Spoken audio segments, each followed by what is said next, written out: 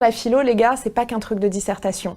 C'est pas qu'un truc d'histoire de la philo où soit on a adoré notre prof et du coup c'était passionnant, soit on a été terrorisé et on se dit oh là là, c'est pas pour moi, ça me fait peur. Non.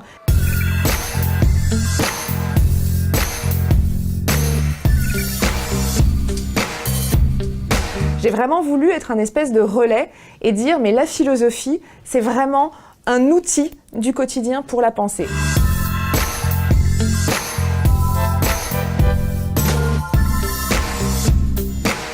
Qui s'est pas retrouvé chez Ikea pour justement acheter une commode et finalement acheter des serviettes en papier, des tasses et oh une jolie petite plante pour mettre sur la fenêtre mais qui en fait va crever 15 jours plus tard.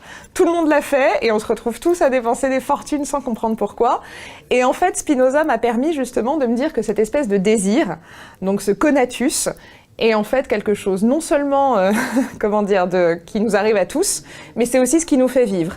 Donc en fait, Spinoza m'a permis de réduire ma culpabilité, de pas me dire je suis juste une pauvre conne prise dans le temple de la consommation, mais au contraire de me dire bah oui, mais ce désir de consommation, certes, il faut apprendre à le réfréner, mais le désir, c'est ce qui nous rend vivants.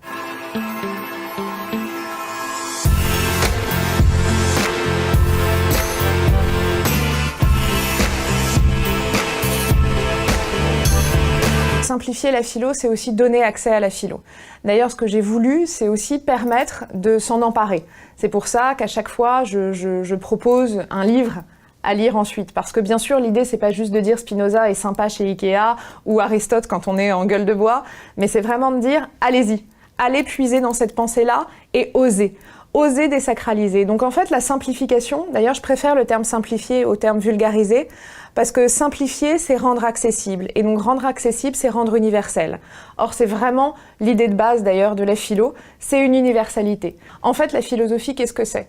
C'est être face à une situation et se poser des questions dessus. Et pas avoir la réponse immédiate. Et pas avoir la réponse qui, comme ça, surgit. Dans une ère, justement, d'éphémérité, où on est tous, où la pensée est très mouvante, où il y a des tendances, où il y a de la mode, la philo nous rappelle aussi est un fil rouge, en fait, dans l'histoire de l'humanité.